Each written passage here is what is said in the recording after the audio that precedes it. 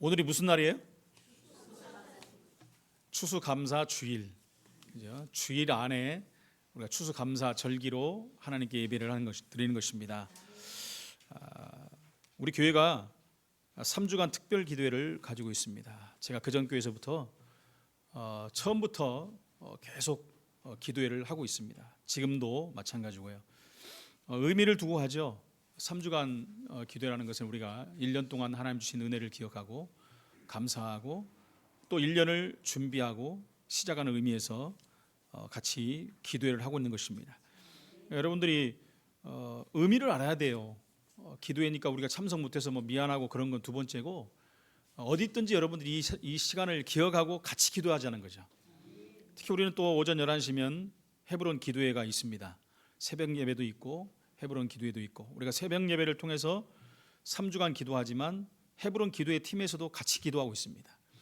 그럼 여러분들이 11시가 되면 어디서든지 여러분 일손을 멈추고 하라는 얘기 아니라 하면서 같이 기도하시면 돼요. 그게 우리가 하나 되는 길입니다.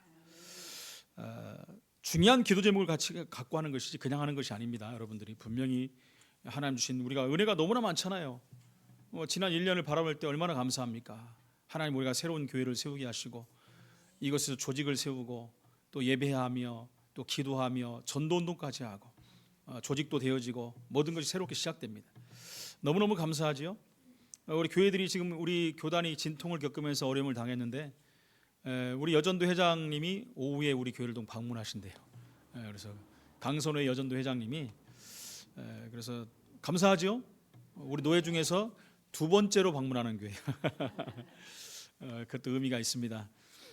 그래서 특별히 기도하시면서 또 2024년을 보내고 2025년을 보내고 26년을 맞이하시기 바랍니다. 그 가운데 오늘이 또 추수감사 주일로 드리고 있습니다.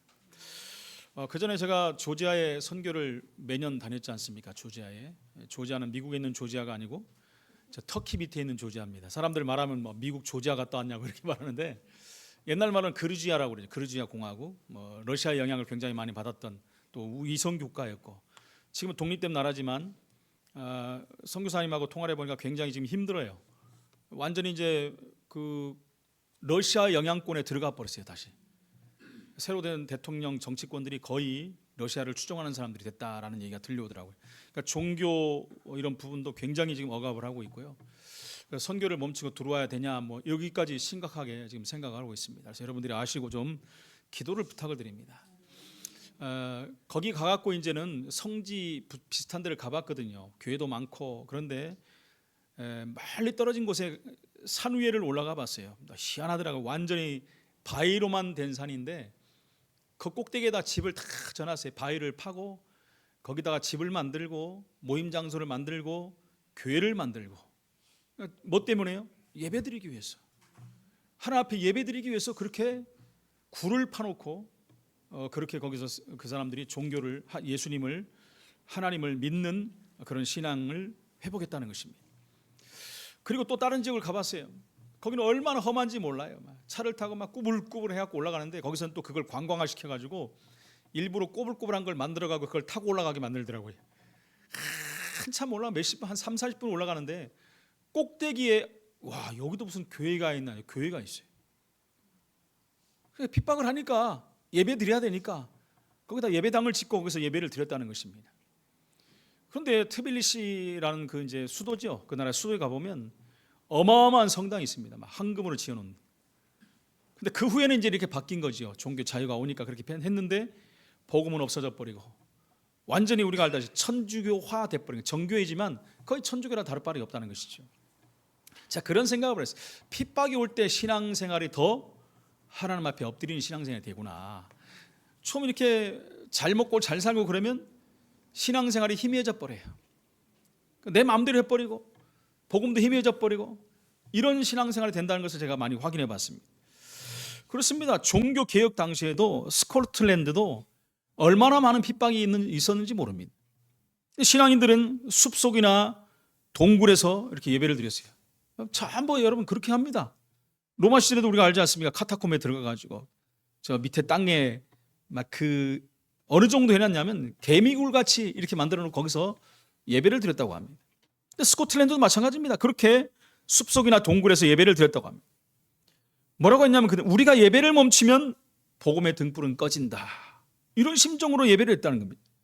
그들은 죽음의 칼바람 속에서도 예배를 멈추지 않은 것입니다. 우리 선조들도 마찬가지입니다. 일제 강점기 때 새벽마다 신사참배를 거부한 성도들은 몰래 모여서 예배를 드렸어요. 우리 선조들입니다. 그런데 나라가 빼앗겼어도 예배는 빼앗길 수 없다라고 외친 것입니다. 유대인들을 보십시오, 여러분. 포로로 잡혀간 유대인들은 성전이 무너졌지만 강가에 모여서 하나님을 찬양했어요. 그 전에 제가 한번 설교 때 말씀드렸지 않습니까? 시편 137편에 보니까 보니엠이라는 가수들이 그걸 원래 불렀잖아요. By the rivers of Babylon. 바벨론 강가에 모여서 예배를 드렸다는 거예요. 성전이 없으니까, 예배 드릴 데가 없으니까. 어떤 중국 농촌에서는 예배 드릴 때마다 한 명이 꼭 문 밖에서 망을 봤다고 합니다. 공안들이 올까 봐. 예배 중 경찰이 오면 모두가 흩어졌다가 가버리면 다시 모여서 예배 드려갖고 어떨 때는 예배를 하루 종일 드렸다는 말도 있습니다. 그런 중국이 지금은요 더 심각해졌어요. 얼마나 지금도 핍박을 하는지 모른다고 합니다. 너무나 많은 핍박을 지금 가하고 있어서 교회에 막 씨를 말려버린다고 하지 않습니까? 많은 사람들이 또 그런 얘기를 해요. 북한에 지하교회가 있다. 지하교회들은 여러분 없습니다. 북한은 나라 특성상 지하교회를 만들 수가 없어요. 4호 감시제가 돼가지고 가족 간에도 다 감시를 합니다. 그걸 저녁마다 써내야 돼요. 아버지가 딱 감시를 해요. 4명을. 그러면 그 4명 밖에 또 1명을 다른 사람이 또 감시를 하고 4명, 1명에 4명이 달라붙어요. 그 4명에 대해서 저녁에 전부 감시된 글을 올린단 말이에요. 그러니까 거기는 절대 지하 예배를 드릴 수가 없다고 합니다. 여러분들 그걸 아셔야 돼요. 그래서 어디서 지하교회가 있다. 북한 지하교회로 해서 헌금하자. 전부 거짓말입니다. 그건 절대 될 수가 없는 일이에요. 그러나 혼자 예배 드리는 건 있어요. 아직도 신앙이 있는 분들이 있습니다. 그분들을 위해서 우리가 기도하는 거예요. 그렇다면 우리가 마음껏 기도하며 예배할 수 있는데 얼마나 감사합니까? 마음껏 전도도 할 수 있는데 지금은 우리나라 보니까 전도도 조금씩 핍박이 가해지는 분위기예요, 여러분. 그래서 정말 기도해야 돼, 이 나라 민족을 위해서. 근데 우리가 이렇게 예배하고 마음껏 하나님께 영광을 누리시는 건 너무너무 감사합니까? 감사하지 않습니까? 우리가 만약에 동굴을 파놓고 기도하고 저 간악산 안에 들어가고 칼바위 밑에 들어가고 예배하고 한다면 어떻게 할 뻔 받습니까, 여러분? 우리가 마음껏 예배할 수 있는 환경을 하나님 주셨다는 거예요.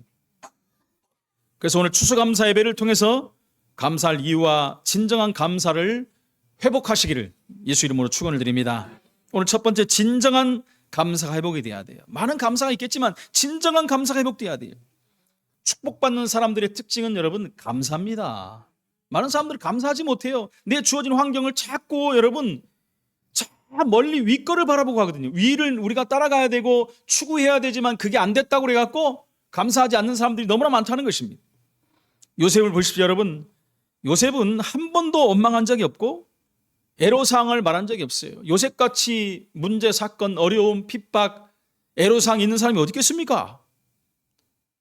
그래서 결국은 이제 총리가 됐지 않습니까? 총리가 됐는데 형들이 자기 앞에 와서 곡식을 얻기 위해 와서 무릎을 꿇은 거예요. 보니까 자기 동생이 지금 총리가 된 것입니다. 얼마나 놀라겠습니까? 그때 요셉은 뭐라고 하죠? 잘 걸렸다 너희들. 한번 보자.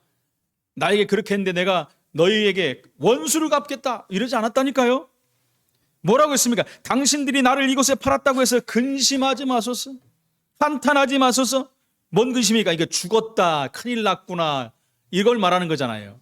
그걸 이제 요셉이 읽고 있었다는 거예요. 하나님이 생명을 구원하시려고 나를 당신들보다 먼저 보내셨나이다. 완전히 틀린 겁니다, 여러분.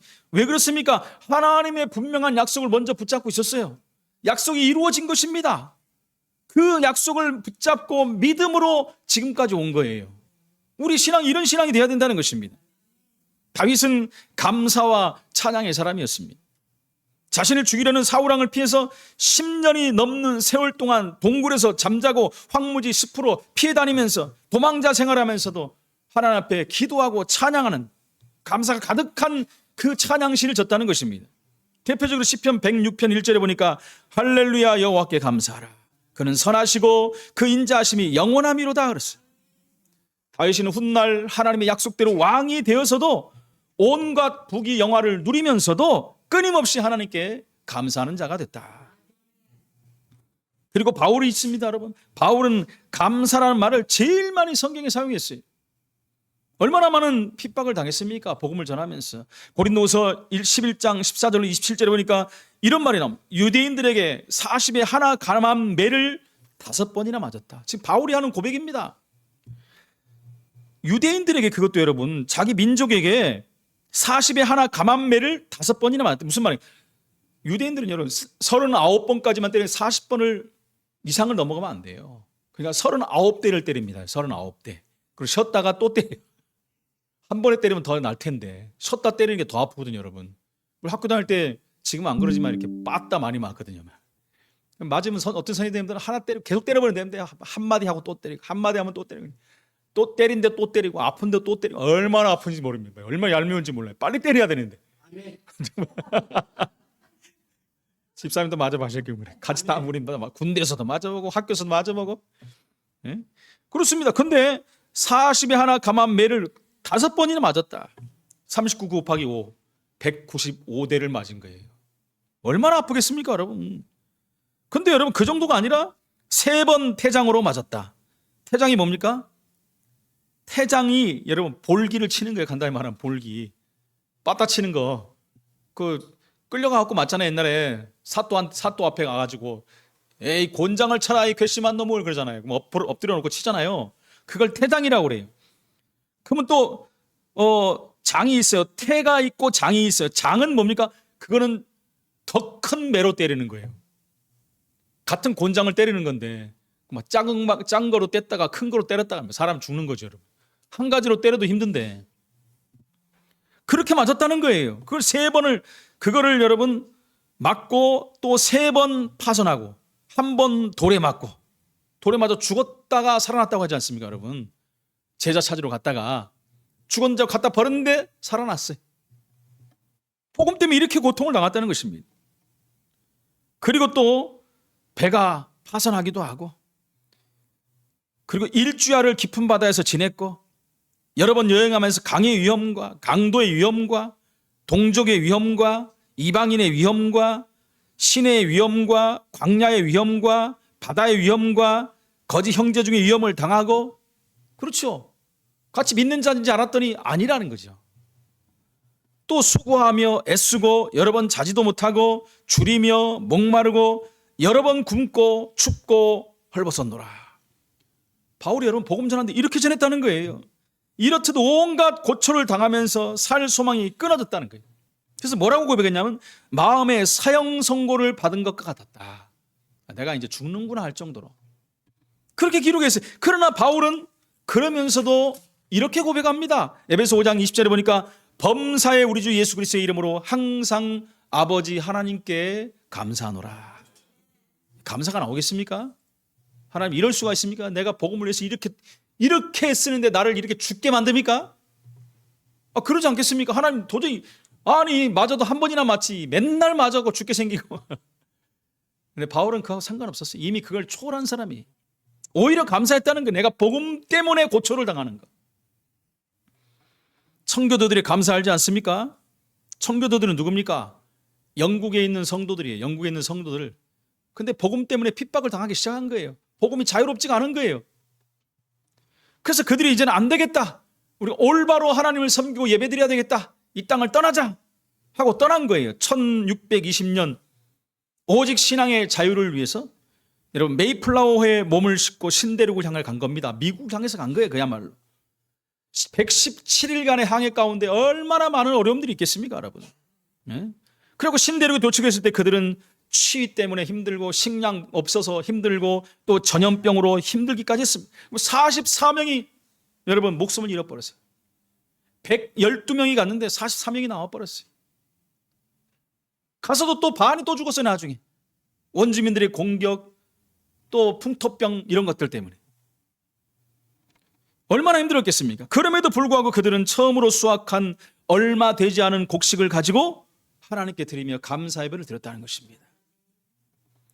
우리가 고난의 때에 불평하기보다 형통할 때 자만하기보다 하나님께 감사하는 신앙인들이 되어야 될 줄로 믿습니다. 무엇 때문에? 우리가 구원받은 거 하나 가지고 모든 것을 우리는 감사할 수 있다는 것입니다.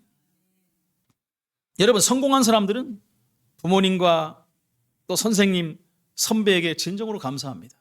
진짜 감사할 수 있어요. 그러나 실패한 사람들은 감사할 일, 축복의 자리에, 중요한 자리에서도 원망하고 불평해요. 남들은 다 감사하고 하나님께 영광 돌리는데 혼자 불평하고 원망합니다. 왜 그런지 알아요? 욕심이 있어요. 욕심. 다른 동기들이 들어있다는 거예요.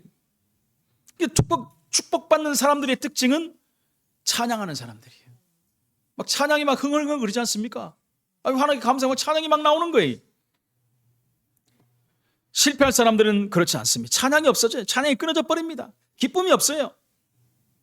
우리가 영적으로 마음의 은혜 받으면 그렇게 힘이 될 수가 없습니다. 힘이 되잖아요. 우리 새벽 예배 끝나고 집에 가면 막 힘이 나요. 우리 집사람은 이제 아침을 준비하면서 이렇게 항상 찬양을 틀어내요. 찬양 쫙 틀어놓고 저는 들어가서 이제 우리 한길 가는 공동체 보낼 거 다 준비하고 또 말씀 붙잡고 오늘 새벽에 주신 말씀 또 붙잡고 말씀 보내고 이렇게 하고 또 식사하고 또 하루를 시작합니다. 얼마나 감사한지 몰라요. 여러분, 이렇게 찬양이라는 것을 깨달으면 영적인 힘도 막 솟아나요.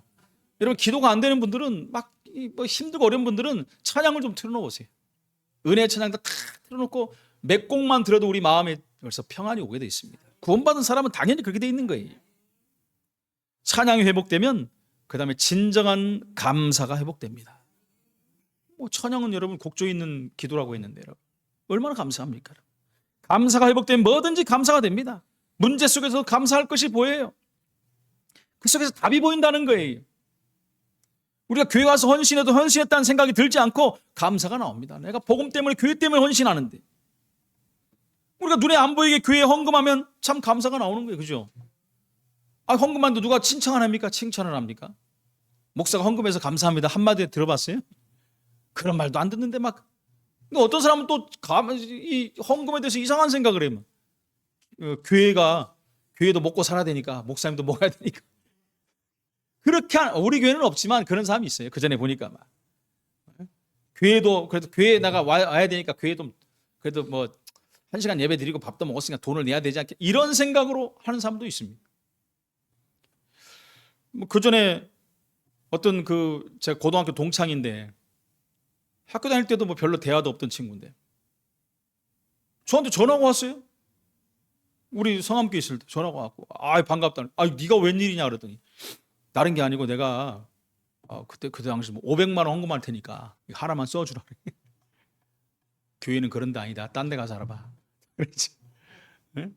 500만 원 자기 이제 세금 그런 거 이제 뭐 해보려고 지금 뭐 하나 써달라는 거예요. 그래서 제가 저를 모르지요 그 사람이. 내 성격 어떤 사람 절대 뭐 그럴 수 없죠. 5억을 낸다 그래도 저는 그렇게 못합니다. 50억 생각해봐요. 안 해요. 뭔 생각을 해봅니까? 그건 하나님과 관계가 없는 거예요. 하나님 받으시는 돈이 아니라는 거예요. 교회는 그런 것이 아닙니다. 하나님 앞에 이유를 알고 감사의 헌금을 드리는 거예요. 여러분들이 그렇게 안 드리면 우리가 드리는 헌금이 어느 날 아까워지는 거예요. 그죠? 이거 아까워져. 그죠? 처음엔 11조 뭐 좀 했다가 점점 많아지면 아까워지는 거예요. 그럼 못하는 겁니다, 여러분. 왜 그렇습니까? 내 거라고 생각해요. 헌금이라고 생각하지 않아요. 이 관을 우리가 바꿔야 된다는 것입니다. 오늘 두 번째, 복음 가진 자가 진정한 감사를 할 수 있죠. 아무나 진정 감사할 수 있습니까? 복음 가진 거. 참 감사는 복음을 제대로 할 때 나옵니다, 여러분. 제대로 할 때. 우리는 점칠 필요 없어요, 여러분. 점칠 필요 없는데 왜 맨날 무당집 찾아갑니까? 예. 본 거지를, 사단의 거지, 그 진지를 파괴해버려야 돼요. 그 가운데 작정된 혹시 영혼이 있나 해서 가보는 거예요. 그래서 이 지역의 무당들은 몸살 앓습니다. 우리 때문에 막 시도 때 없이 맨날 돌아다니고 지들한테 오니까 막 얼마나 힘들겠습니까? 우리는 점칠 필요 없어요. 그들을 살리려고 하는 것이지 운명에 따를 필요도 없습니다. 사망에서 생명으로 옮겼느니라. 여러분, 살아가다 영적 문제 와서 멸망받는 사람이 많습니다. 그것을 이길 수 있는 힘을 우리에게 주신 거예요. 제가 가끔 얘기하지 않습니까? 지난주 거를 제가 못 봤어요. 특종세상을. 지난주 거를. 그냥 지나갔는데 유튜브 보다 보니까 뭐 어디 하나 나왔더라고요. 이렇게 그냥 지나가려고 했더니 좀 내용이 좀 봐야 되겠다고 봤어요. 어떤 유명한 탤런트였는데 저는 이름을 처음 들었는데 MBC 뭐 14기인가 하라고 뭐 미인대에서 우승을 하고 했던 사람인데 이 사람이 20대 조금 넘어가고 결혼했는데 얼마 안 있다가 이혼을 하고 조금 이제 자기 집에 들어왔는데 자기 오빠 둘이 있는데 간암으로 다 세상을 떠나버리고 근데 조카가 5명이야. 그때부터 자기도 이혼한 몸인데 아이들을 다 기른 거예요. 자기 어머니하고. 얼마나 힘듭니까? 그래서 또 다른 남자를 만나가지고 그렇게 잘 나가던 사람이 그래서 이제 그 탤런트 생활도 못하고 뭐 그러다가 또 다른 남자를 만나가지고 이게 살다가 몇 년 안 살고 또 헤어지고 얼마나 상처가 크겠습니까? 뭐 그럴 수도 있겠지만 그런데 나중에 그 남자한테 또 연락 온 거예요. 감옥에 간 거예요, 남자가. 가면 네가 생각난다. 잘못했다 하고 또 만나고 옥중 결혼을 하고 그거 잘 살다가 몇 년 있다 또 이혼해버리고 이게 뭐가 뭔지를 모르겠어요. 누구라고 안 나오더라고요. 제가 찾아보니까 그 남편이 누구냐면 나한일이라는 사람이더라고요. 나한이라고 알지 여러분? 그게 남편이더라고요. 그거 몇 년 전에 봤더니 그 사람은 또 유해영 씨하고 다시 재혼한 것 같은데 다른 여자가 또 있었더라고요. 막 정신없어요. 복잡해. 그쪽도 집안도 보면 골치 아프더라고요. 그 여자도 그러고. 인생이 여러분 자기는 잘 나가는 줄 알았는데 막. 지금 뭐 대림동에서 그 7080 뭐 하더라고요. 대림동에서. 그래서 한번 가볼까 지금. 가까우니까. 네? 얼마나 기구한지 몰라요. 혼자 이렇게 살더라고. 혼자 지금도 혼자. 어머니도 몇 년 전에 돌아가셔버리고. 그래서 어머니가 돌아가시고 무서워서 집에도 못 들어가고. 그래서 혼자 나와서 살다가 원룸에 살다가 다시 집을 또 옮겨가지고 이사를 했더라고요. 여러분 말은 안 하지만 이런 삶을 사는 사람들이 너무나 많아요. 나 말도 못하고 사는 사람들이 얼마나 많은지 모릅니다. 인생이 그렇게 살면 어떻게 되겠습니까, 여러분? 너무나 힘든 거죠. 갈수록 힘들어지고 문제 속에 빠져버리고 안 되는 거예요. 근데 저와 여러분들은 사망에서 생명으로 옮겼느니라. 여러분 잘 살아가다 이런 문제가 들어가니까 아니 그렇게 쭉 나갔으면 얼마나 대단합니까, 여러분? 최고의 스타가 될 사람인데. 근데 그것을 이길 수 있는 힘이 없는 거예요. 근데 우리에게 이길 수 있는 힘을 주셨느니라. 귀신을 내어쫓는 권세를 주셨다 그랬어요.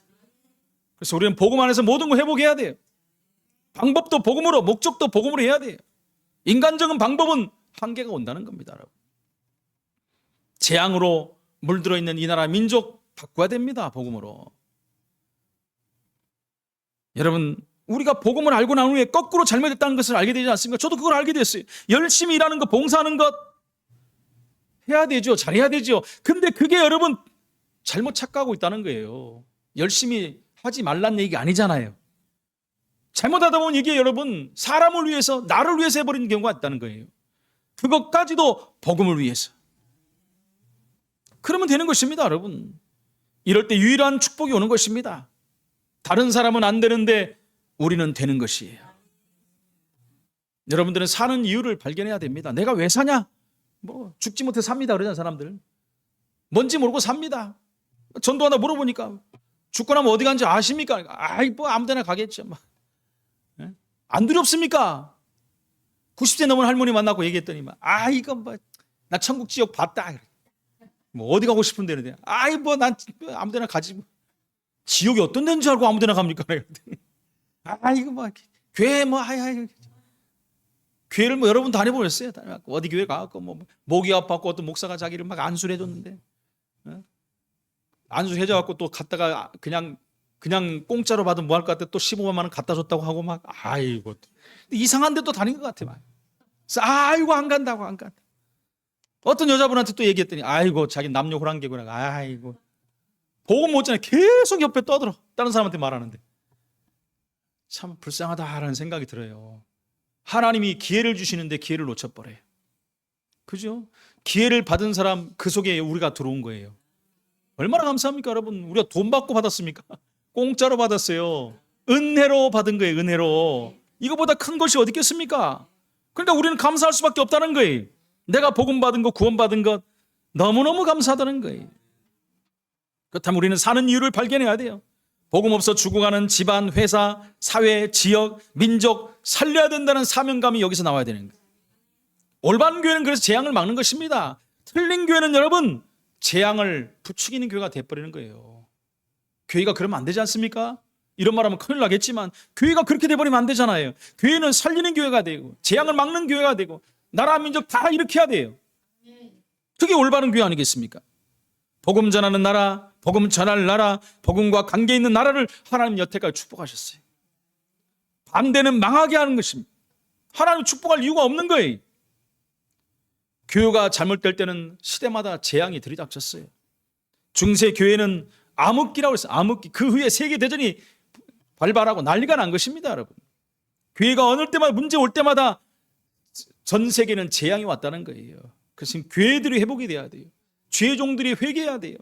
올바른 교회들이 세워져야 된다는 것입니다. 이 구원받은 가정의 축복과 우리 가정을 향한 메시지가 그때마다 나오게 되는 것입니다. 그럴 때마다 우리는 세계를 살리는 소망을 잃지 말아야 돼요. 이 축복의 대열에 섰다는 것이 얼마나 감사합니까, 여러분? 우리가 이상한 대열에 서 있으면 어떻게, 이단의 대열에 서 있으면 어떻게 됐습니까, 여러분? 저 잘못하고 신천지가 갖고 하나님, 이만희가 하나님이라고 거하면서 주여 하고 있으면 어떻게 됐습니까? 이번에 통일교 한 학자씩 구속됐다 나오는데 막 어떤 청년이 소리 지르더라고. 막 아이고 어머니 고생하셨습니다, 하나님 어머니, 이렇게. 이게 말이 되는 얘기입니까 지금? 그 완전히 재앙과 저주의 대열에 서 있는 사람들이. 우리는 축복의 대열에 서 있는 줄로 믿습니다. 하나님이 원하시는 곳에 있어야죠. 하나님이 원하시는 곳에 있으면 여러분 서 있기만 해도 복을 받는 거예요. 그래서 우리는 항상 할 것이 뭡니까? 항상 기뻐하고 쉬지 말고 기도하고 범사에 감사해야 돼요. 이러면 사단이 건들지를 못해요. 항상 기뻐하고 항상 신경질 나고 항상 짜증나고 항상 열받고 이러면 어떻게 됐습니까? 여러분 단순히 인간의 그 감정을 자극해서 나타나는 기쁨도 있지만 성령께서 주시는 기쁨은 여러분 감당할 수가 없습니다. 여러분 그런 기쁨은 감당할 길이 없다라는 거예요. 그런 기쁨이 우리에게 있기를 바랍니다. 쉬지 말고 기도해야 돼요. 여러분 쉬지 말고 인본주의 쓰지 마시고 인본주의 쓸 시간에 기도해 버려요. 여러분 그럼 응답 받습니다. 범사에 감사를, 범사에 불평과 원망과 불신앙이 생기는데 어떻게 합니까? 그러니까 모든 것을 감사로 바꿔버리세요. 여러분 지금부터 여러분 바꿔버리세요. 모든 것 감사로 바꿔버리세요. 온전히 성령의 인도를 받을 때 가능한 일이죠. 이것이 그리스도 예수 안에서 너희를 향하신 뭐라고요? 하나님의 뜻이니라. 여러분 하나님의 뜻이래요. 이게 사람이 말한 게 아니에요. 목사가 말한 게 아니에요. 하나님의 뜻이라고 해요. 뜻. 오늘 세 번째는 추수감사절의 의미입니다. 추수감사절은 성경에서 유래한 절기죠. 애굽에서 노예 생활을 끝내고 가나안 땅에 들어간 이스라엘 백성들은 하나님 말씀에 의해서 1년에 3번씩 절기를 지켜야 했습니다. 하나님이 그렇게 하셨어요. 너희들은 가나안 들어가면 절기를 지켜라 그랬어요. 유월절과 오순절, 수장절 그걸 말하는 것입니다. 유월절은 이스라엘 백성이 애굽에서 탈출해 나온 그날을 기념해서 지키는 절기예요. 유월절마다 하나님이 우리가 그 노예에서 빠져나왔구나. 그럼 감사가 나오겠죠. 오순절은 첫 수확을 거둔 후에 지키는 절기입니다. 맥추절이라고도 하고 칠칠절이라고도 부릅니다. 보리 첫 번째 거둔 시기를 말하죠. 수장절은 초막절에도 합니다. 걷어들인 곡식을 창고에 쌓아놓고 풍성하게 베푸신 하나님의 은혜를 감사하며 지키는 절기예요. 그게 바로 우리가 지키는 추수감사절의 유래입니다. 또 여기 과일들 이렇게 쌓아놨잖아요. 그냥 막 쌓아놓다고 생각하지 마시고 그 의미를 생각하면서, 그죠? 풍성한 열매를 하나님 주신 거 감사하는 절기가 추수감사절입니다. 그래서 추수감사절은 하나님께서 우리에게 햇빛과 비를 주시고 그래서 추수하게 하시고 우리 생명을 지켜주심에 감사하는 거예요. 신앙인들이 반드시 지켜야 되는 절기입니다. 하나님께서 이스라엘 백성에게 3대 절기를 지키라고 명령한 것은 단순한 구원의 은혜와 삶을 통하여 받아 누리는 모든 것에 감사를 드린 것도 있지만은 그 절기를 지킴으로 앞으로가 중요하다. 앞으로 하나님의 사랑과 은혜 속에서 계속 살아가기를 원하시는 거예요. 하나님이 이렇게 우리를 구원하시고 이렇게 인도하셨는데 앞으로도 이렇게 하실 것이구나. 그렇게 기대하면서 감사하면서 하나님의 백성을 특별히 사랑하셔서 일생 동안 또 자자손손이 하나님의 구원의 은혜와 축복을 누리도록 하나님은 우리에게 절기를 주신 거예요. 그 영적 의미가 뭡니까? 메시아 보낼 땅으로 가기 위해서 하나님이 애굽에서 건져내신 것입니다. 마귀를 상징하는 바로가 나오잖아요. 마귀를 상징하는 바로, 그리고 운명 가운데서 갇힐 수밖에 없는 노예에서 건져내신 것입니다. 그러니까 죄와 사단과 지옥에서 우리를 건져내셨어요. 그리고 천국 갈 수 있는 소망, 기도응답의 소망을 주신 것입니다. 저와 여러분들 다 천국 갑니다. 그죠? 여기서 한 50년 지나면 대부분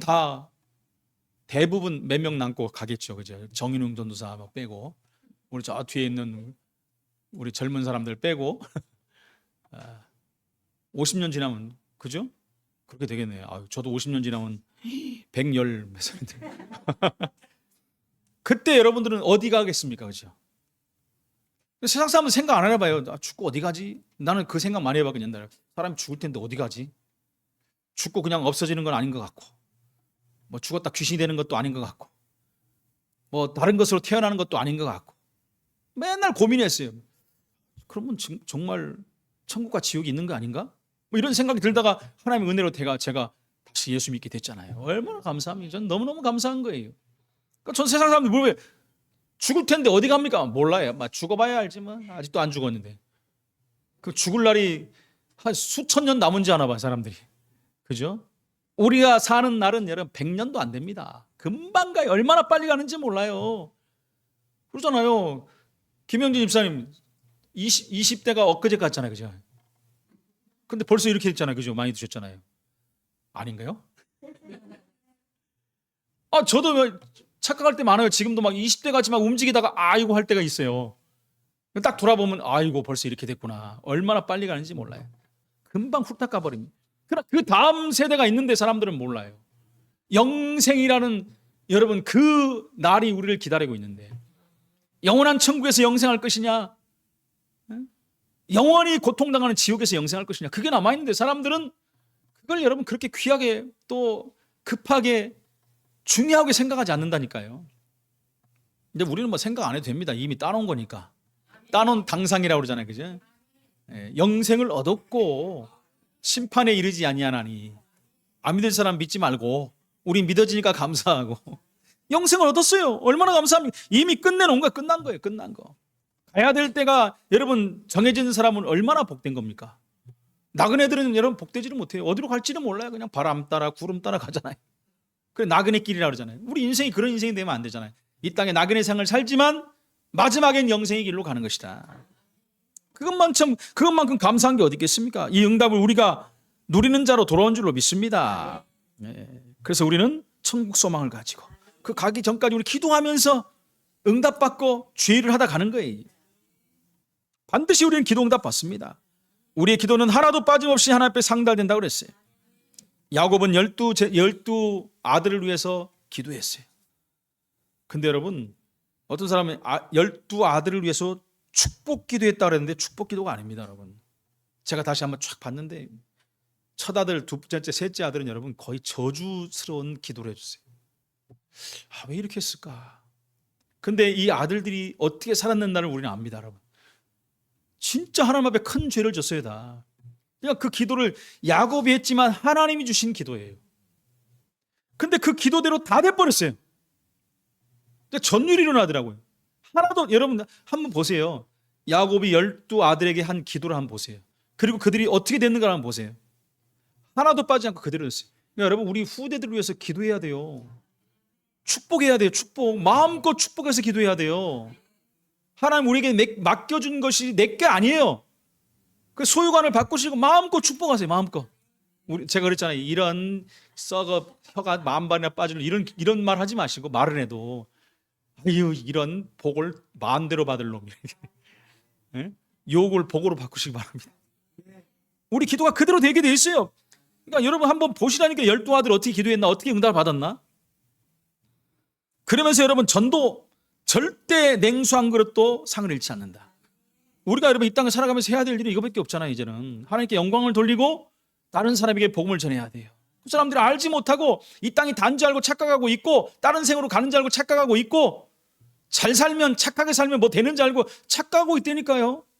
아니면 그것도 없어서 벌벌 떨고 있는 사람들이 있어요. 그들에게 복음 전해 살려야 되는 거예요. 절대 하나님은 냉수 한 그릇도 상을 잃지 않는다고 말씀하십니다. 결론입니다.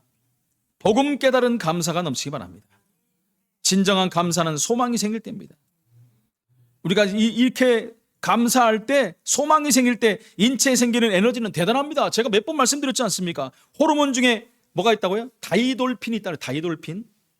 엔돌핀이 암을 치료하고 통증을 해소하는데 효과가 있다는 것은 여러분 알지 않습니까?